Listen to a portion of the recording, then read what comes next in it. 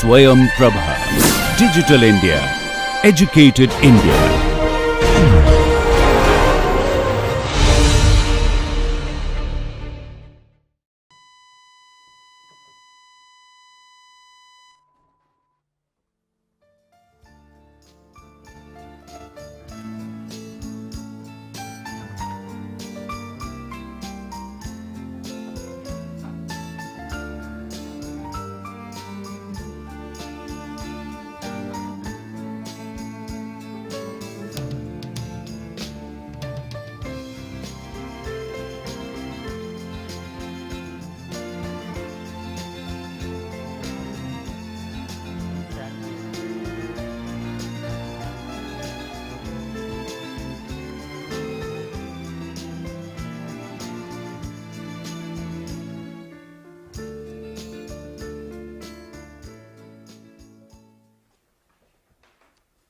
So, we will continue our discussion on transfer functions.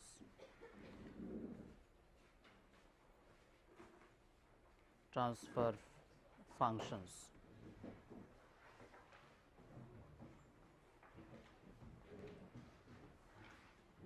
Yesterday we have considered a single input single output system, and we have derived the transfer function for that SISO system. So, for a SISO system, the process involves single input and single output. Suppose this is a process, this is the input to the process and this is the output of the process. We have represented the input by f t and output by y t, fine, and the process is modeled by an nth order linear or linearized nonlinear equation. So, we considered in the last class the nth order model represented by a n d n y d t n plus a n minus 1 d n minus y d t n minus 1, like this, a 1 d y d t plus a naught y equals to b f t, fine. A and b, these are constant coefficients, a and b, these are constant coefficients, and both output and input, these are deviation variables, fine. In the next step, we took Laplace transform of the process model, and finally, we got the expression in S domain, that is like this, y s divided by f s equal to b divided by a n s to the power n plus a n minus 1 s to the power n minus 1 a 1 s plus a naught, which is basically the transfer function represented by G s, fine. Then in the next step, we made the block diagram. Block diagram is like this, G s is representing the process, the input to that process in Laplace domain is f bar s and output is y bar s. This is the block diagram for the SISO system. Now, today we will consider one multi input single output system, and we will try to derive the transfer function for that process. Today we will derive the transfer function for a multi input single output system MISO, multi input single output system. So, the process we can represent by this. Suppose the process, this is the process, this is one input represented by F1t, another input we will represent by F2t, fine, and single output, that is yt. So, this is the representation of a multi input single output system. So, next we have to consider the model for this process. So, we will represent the process by this equation a n d n y d t n plus n minus 1 d n minus y d t n minus 1 like this, a 1 d y d t plus a naught y, and right hand term, right hand side includes two input variables, one is b 1 f 1 t and another one is b 2 f 2 t, fine. The process model is quite similar with that of the SISO system, only new addition is the input variable. In the previous case we had two input variables, here one input variable, fine. So, next we have to take the Laplace transform. If we take the Laplace transform and if we rearrange, then we will get the expression like this, b 1 a n s to the power n, a n minus 1 s to the power n minus 1, a n s plus a naught multiplied by f 1 bar s. Another expression will be b 2 divided by a n s to the power n, a n minus 1 s to the power n minus 1, a 1 s plus a naught f 2 bar s, fine. In this discussion you remember that y and f both are the deviation variables. So, this is the representation in S domain of the linear model or linearized nonlinear model. So, we can write this equation in this form, y bar s equal to z 1 s f 1 bar s plus z 2 s f 2 bar s, fine. We can rearrange the equation, I mean the Laplace the equation in Laplace domain by this equation, where this part represents z 1 and this one is z 2,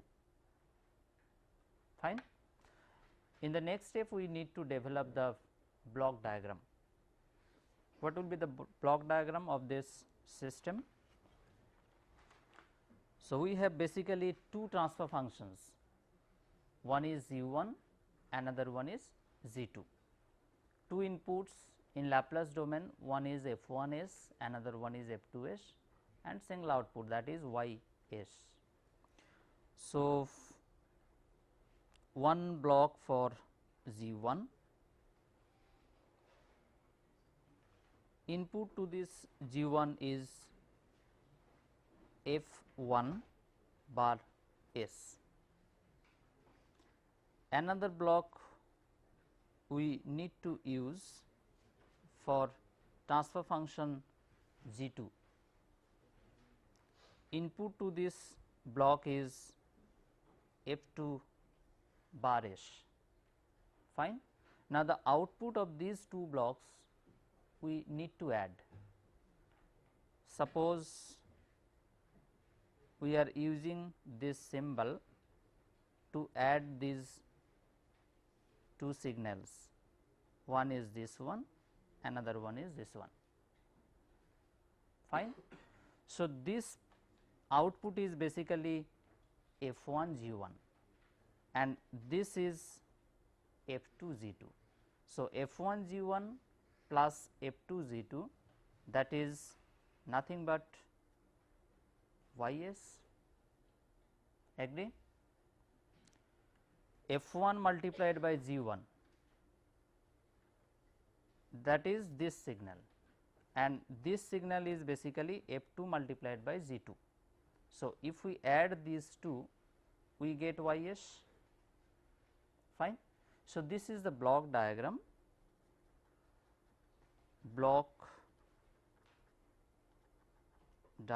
of the multiple input single output example. Fine. Now, if we consider n number of input variables, but a single output variable, what will be the block diagram for that? If we consider n number of input variables f1, f2 up to fn, and if we consider only one output variable y, what will be the block diagram that you draw? So,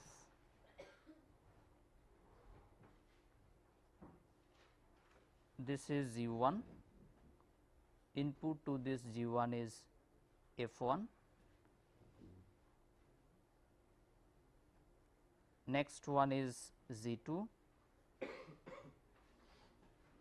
input to G2 is F2.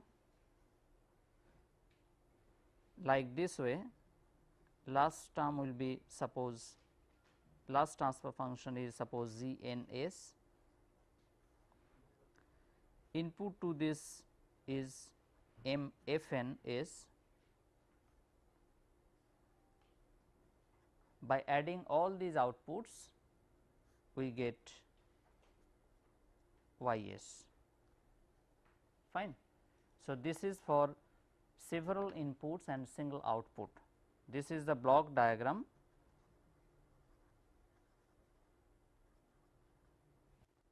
with block diagram for processes with several inputs and one output or single output. Fine. Now, to find the transfer function of a process, of a nonlinear process, we need to note two important points. One is, if the model is nonlinear, we need to linearize that equation. This is the first point.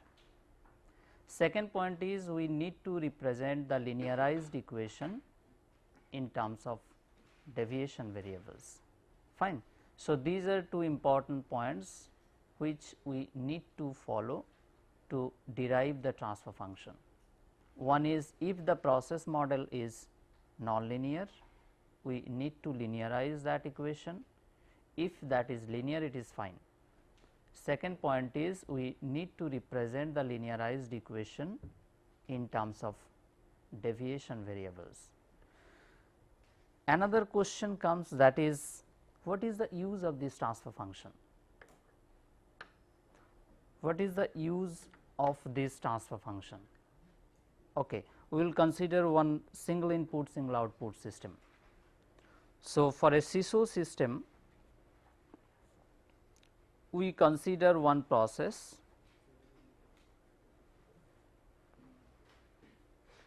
and input to this process is Ft, output to this process is Yt. Fine. For this SISO system the block diagram is Gs, input is F bar S, output is Y bar S. Fine. Now, Gs is known to us. I mean, if we have the process model, we can easily derive the transfer function for that process. So, Gs is derived, I mean Gs is known to us. So, Gs is suppose given. Now, what we can do? We can give a change in input variable. Ultimate answer is to observe the process dynamics, we use the transfer function.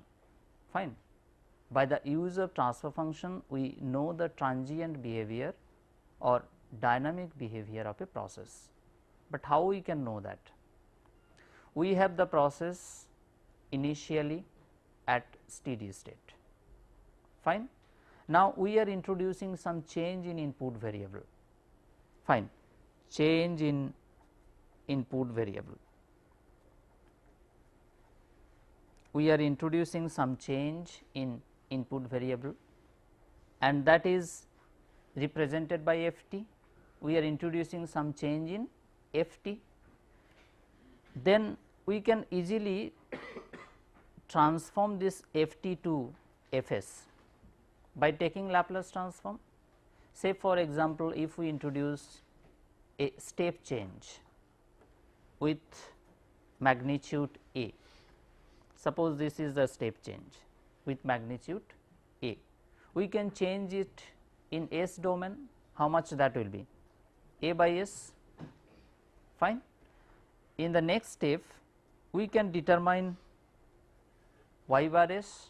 How we can determine Y bar S? Y bar S is Gs F bar S. Fine. So, it is straightforward to determine Y bar S. Now, we need to take the inverse of Laplace transform so that we get Yt. If we can determine Ys, then we can get Yt by taking inverse of Laplace transform.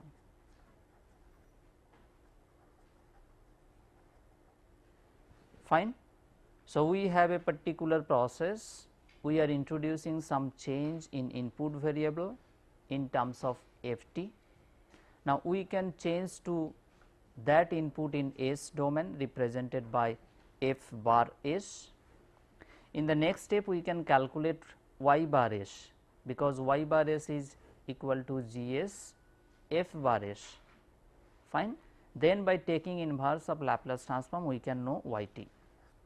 So, if we give a change in input variable Ft, we can know the transient behavior of that process in terms of Yt. So, that is the use of transfer function. Fine. Now, we will consider some chemical engineering examples and we will try to find the transfer functions. First, we will consider a simple example, that is liquid tank system. So, we will derive the transfer function of a liquid tank system. We will derive the transfer function of a liquid tank system. So, this is the schematic of a liquid tank system. A liquid is entering at a flow rate of Fi and the output is coming out at a flow rate of F naught. The liquid height is H, cross sectional area of the tank is suppose A. Fine, this is a schematic of a liquid tank system. Fi and F naught both are in terms of volumetric flow rate. So, Fi and F naught are the volumetric flow rate. I hope we have considered this example previously. Fine. So, we will discuss stepwise. In the first step, we need to develop the model. In the first step, we need to develop the model. This is the first step. The model should be linear or linearized, non-linear model. If the model is linear, it is fine. If the model is non-linear, we have to linearize that using Taylor series. So, what is the model of this system? I mean, what is the modeling equation? If dH dt equal to Fi minus F naught by assuming the liquid density constant. So, this is the modeling equation for the example liquid tank system. In step 2, we need to construct the model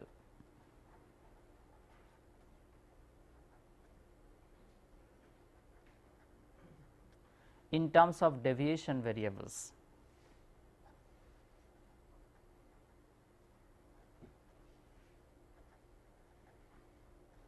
In terms of deviation variables. Fine. So, to construct the model in terms of deviation variables, we have to consider the model at steady state. So, what will be the modeling equation at steady state condition?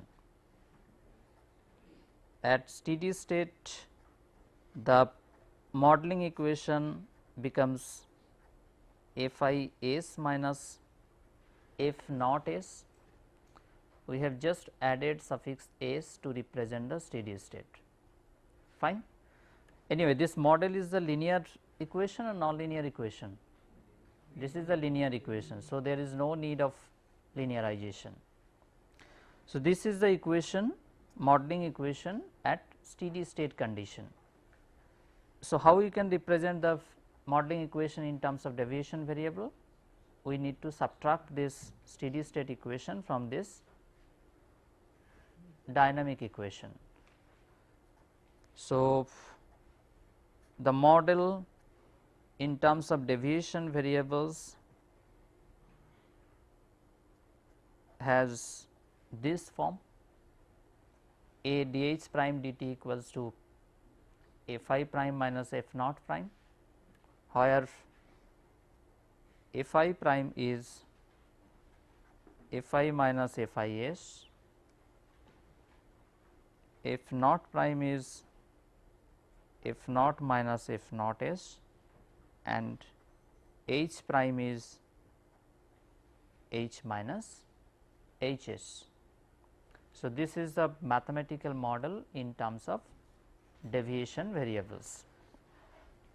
In step 3,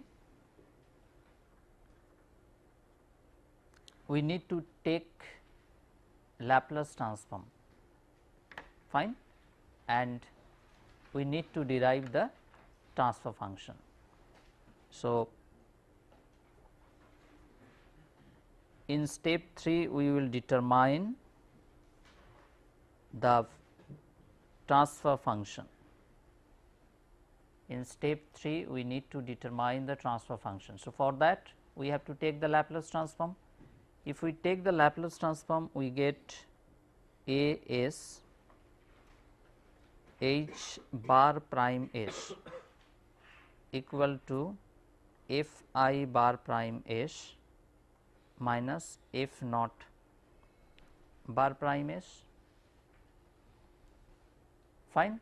This is the representation of the model in S domain. Now, if we rearrange this equation, we get h bar prime s equal to 1 by A s f I bar prime s minus 1 by A s f naught bar prime s. Fine. So, this is the equation which we got finally in Laplace domain or S domain. In the next step, we need to make the block diagram based on this equation. So, in step 4, we need to make the block diagram.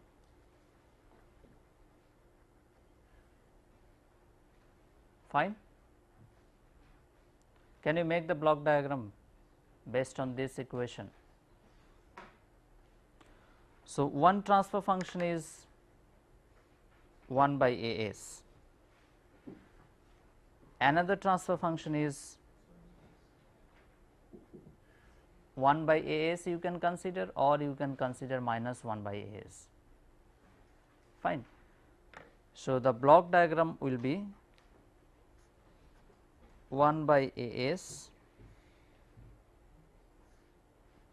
input to this block is f I bar prime s, another transfer function is 1 by A s, input is f naught bar prime s,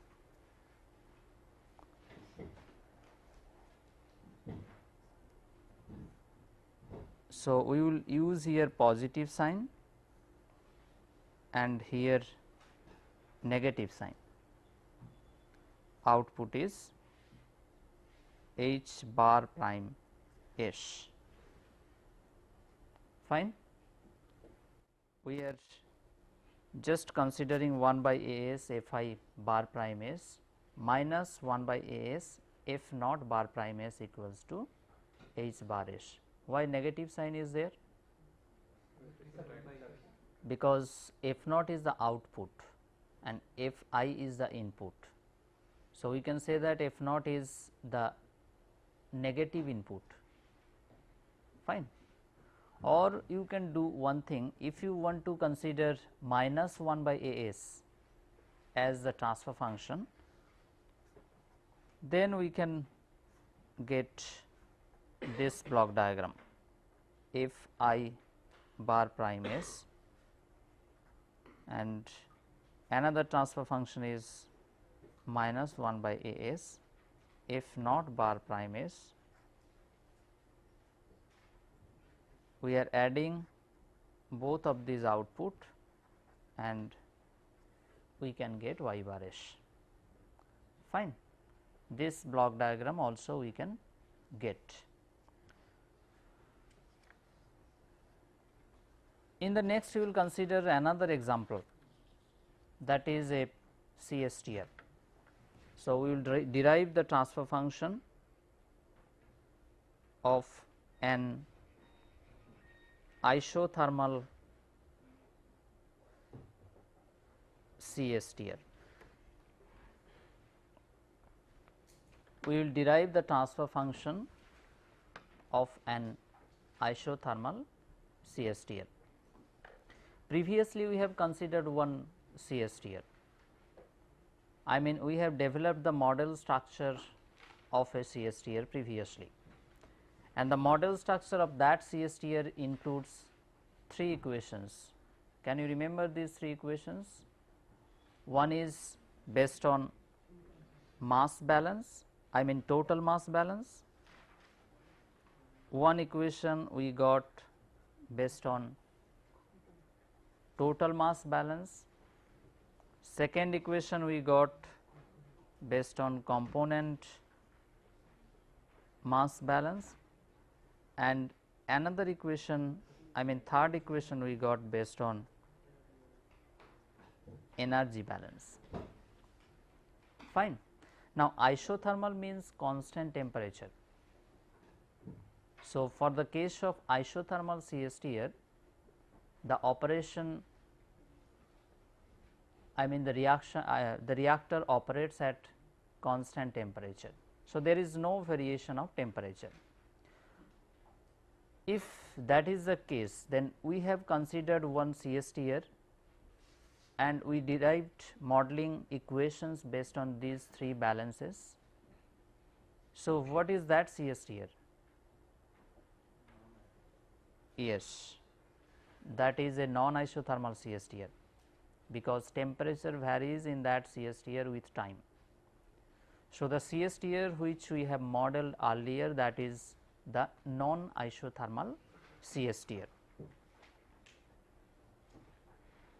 Non-isothermal CSTR. So, for a non-isothermal CSTR, the energy balance equation we usually derive. Now, here we will consider the isothermal CSTR. Isothermal CSTR. Total mass balance. There will not be any total mass balance equation. How we can avoid this? If we assume the reaction mixture volume constant. I mean, if we consider the volume of the reaction mixture constant, in that case we can avoid total mass balance equation. So, we are assuming that. Second is component mass balance. Component mass balance we will consider. Fine. And third one is energy balance.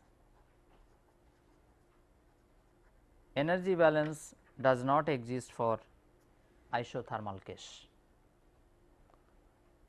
So, presently we will consider the we are considering the isothermal CSTR that includes only the component mass balance equation. Fine. Now, the schematic representation of an isothermal CSTR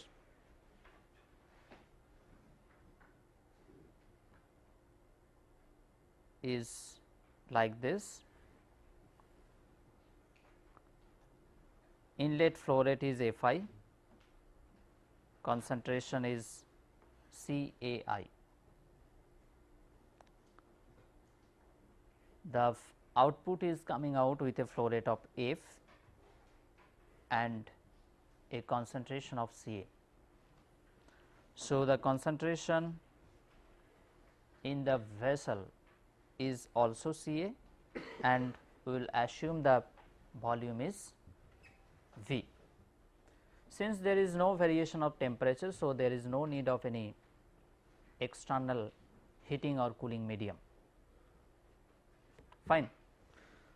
So, what will be the component balance equation then? Fi and F both are volumetric flow rates.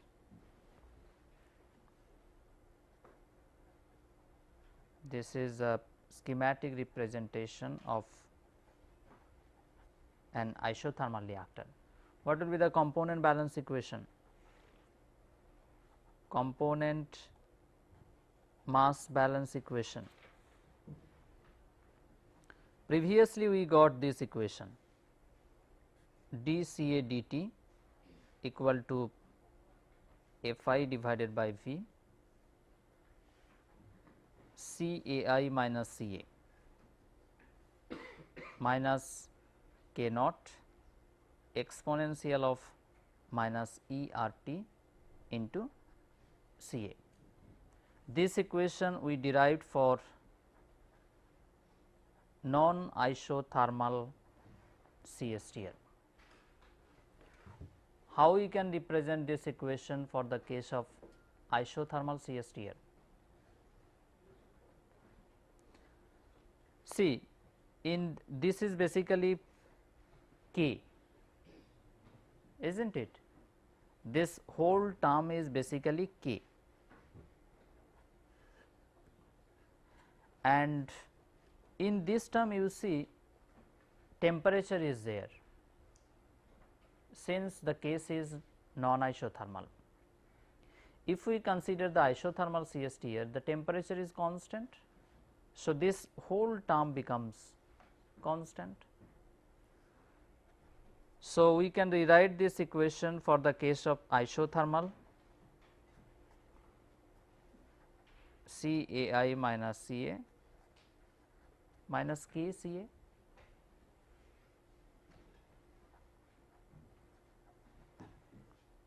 For the case of isothermal, there is no variation of temperature, that is why this whole term becomes constant, and that we are representing by K.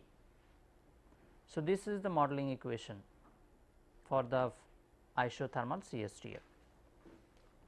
Now, we need to represent this equation in terms of deviation variables. Anyway, before that we can simplify this equation like this. This is our modeling equation, dCA dt equals to Fi divided by V Ci minus Ca into Kca. Now, we can write this equation in this way: dCA dt plus Fi divided by V plus K multiplied by Ca equal to Fi divided by V multiplied by Cai. Fine. It gives dCA dt plus 1 by tau plus K multiplied by Ca equal to 1 by tau Cai, where tau is V divided by Fi.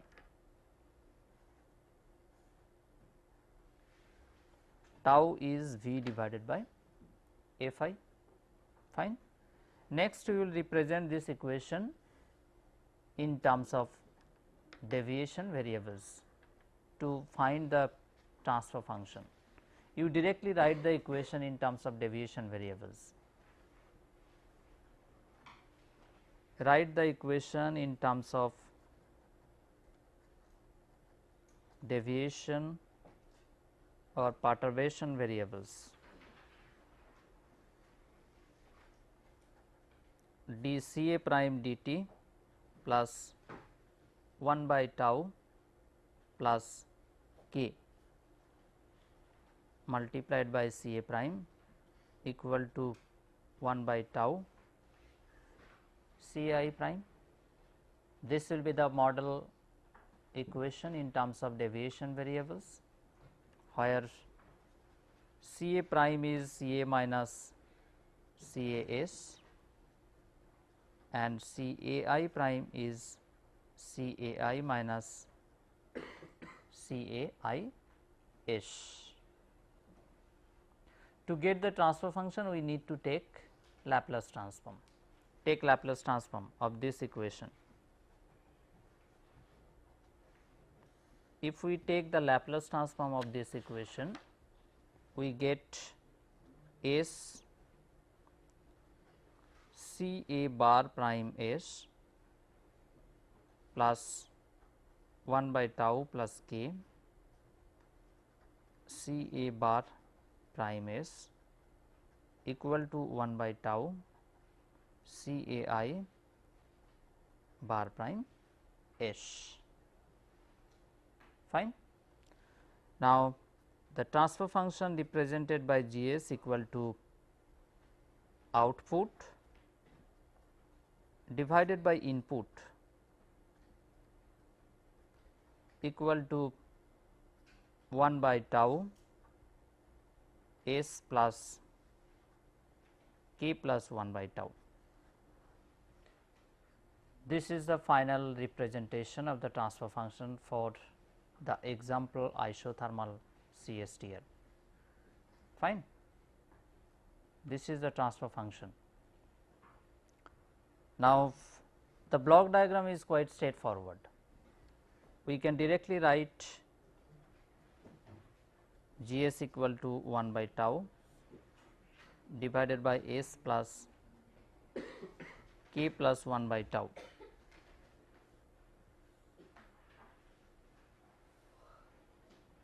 Input is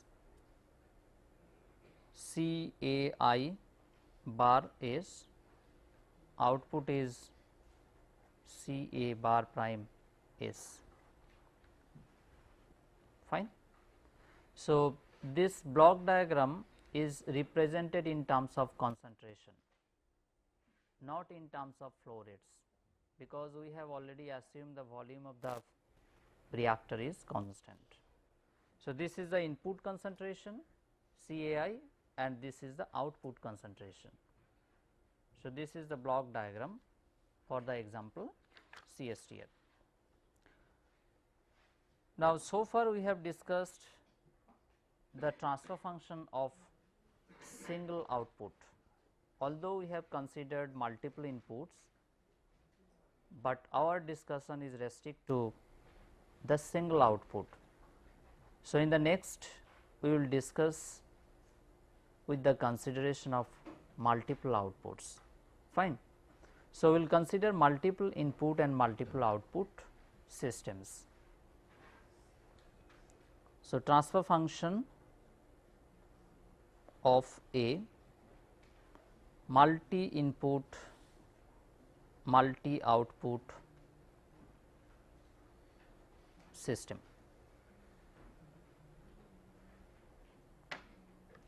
Now, the process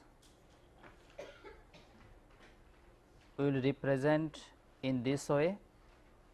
This is the process. Suppose one input is F1, another input is F2, they are in time domain, and we will consider two outputs, one is Y1, another one is Y2. Fine. So, in this MIMO system, I mean multiple input multiple output system, basically we are considering 2 by 2 system, 2 inputs 2 output. Fine. Now, first we need to write the input output model for this process. So, input output model is dy1 dt equal to A11 y1 plus A12 y2 plus B11 f1 plus B12 f2. This is a linear equation, and this equation is representing the variation of y1. Fine. Similarly, for the second output y2, we have the linear model represented by this equation dy2 dt equal to A21 y1 plus A22 y2 plus B21 f1 plus B22 f2. So, this is the model of the 2 by 2 system, I mean MIMO system. we can represent these two modeling equations in matrix form, and that is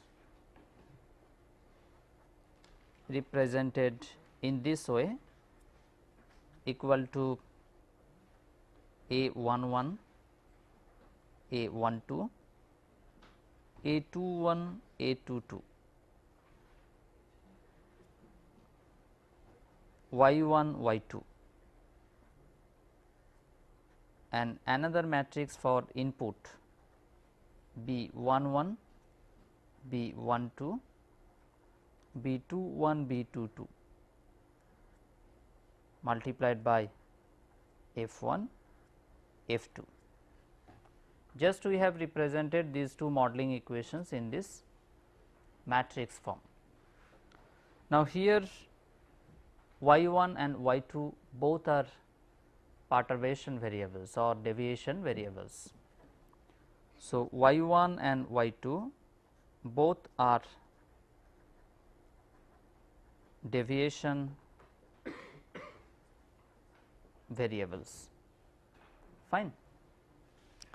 Now, if we take the Laplace transform of these two equations and if we rearrange, we get finally the equations which I am writing next. I am writing the final expressions.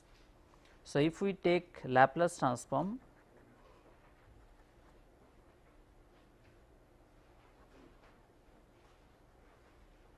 taking Laplace transform and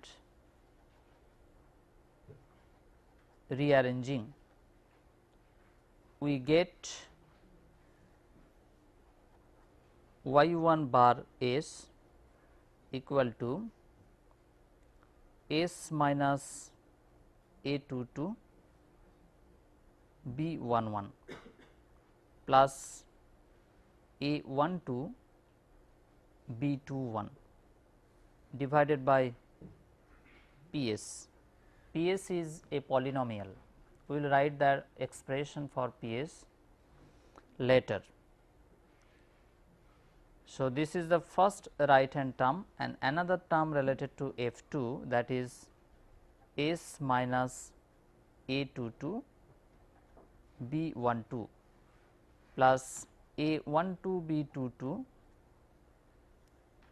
divided by Ps multiplied by F2 bar S. This is the final expression for Y1. Similar expression for another output Y2 we get, that is Y2s equal to S minus A11 B21 plus A21 B11 divided by Ps. F1s plus S minus A11 B22 plus A21 B12 divided by Ps F2 bar S. Fine. These are the two expressions, and the expression for the characteristics polynomial Ps is like this. The Ps is the characteristics polynomial represented by A11 A22s minus A12 A21 minus A11 A22. This Ps is the characteristic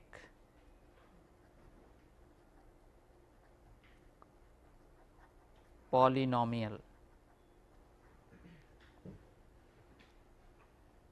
Fine.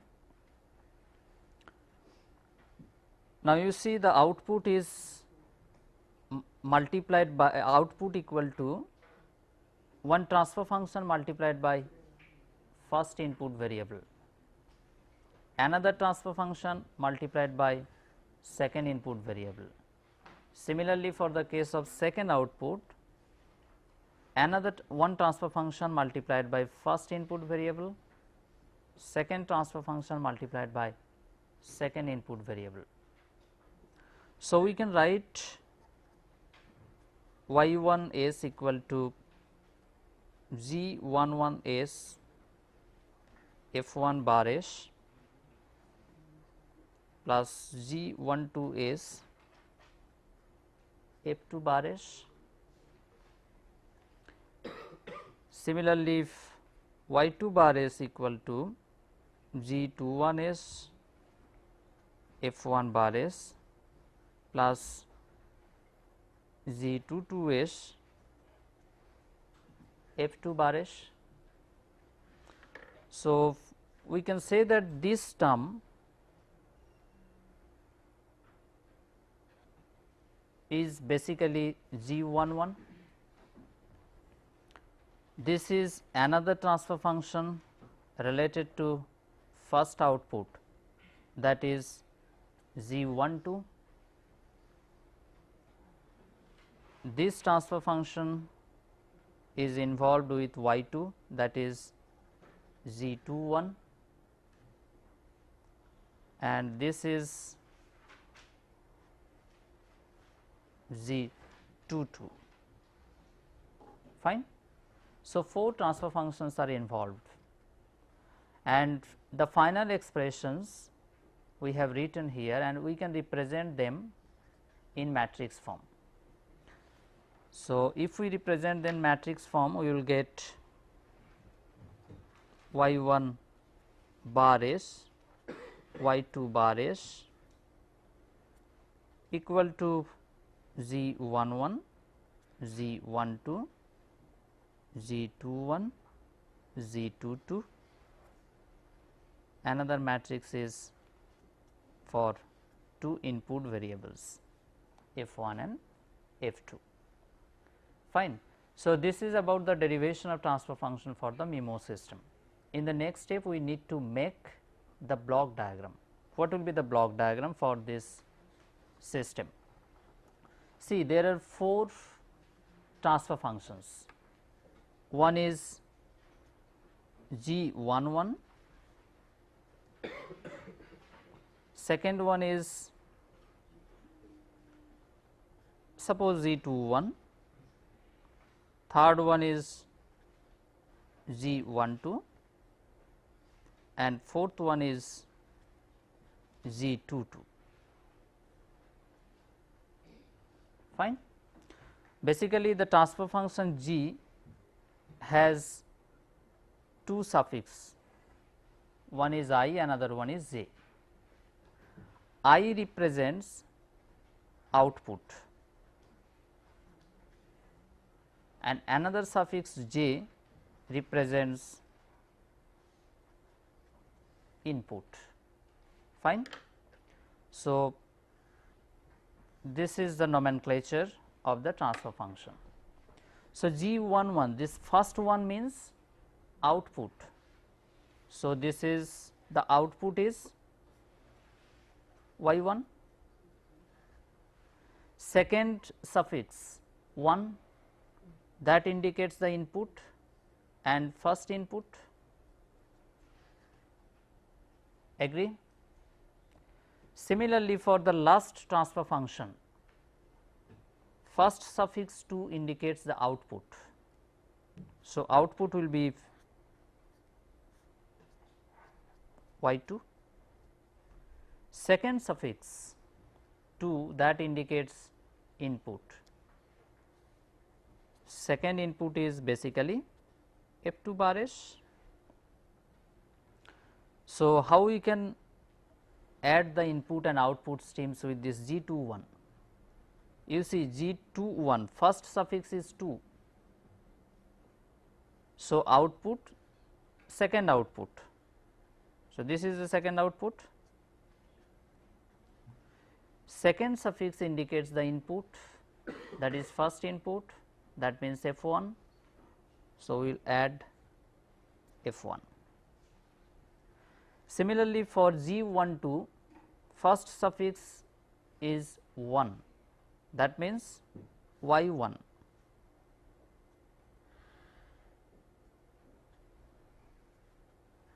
and second suffix is 2, that indicates second input, that means F2.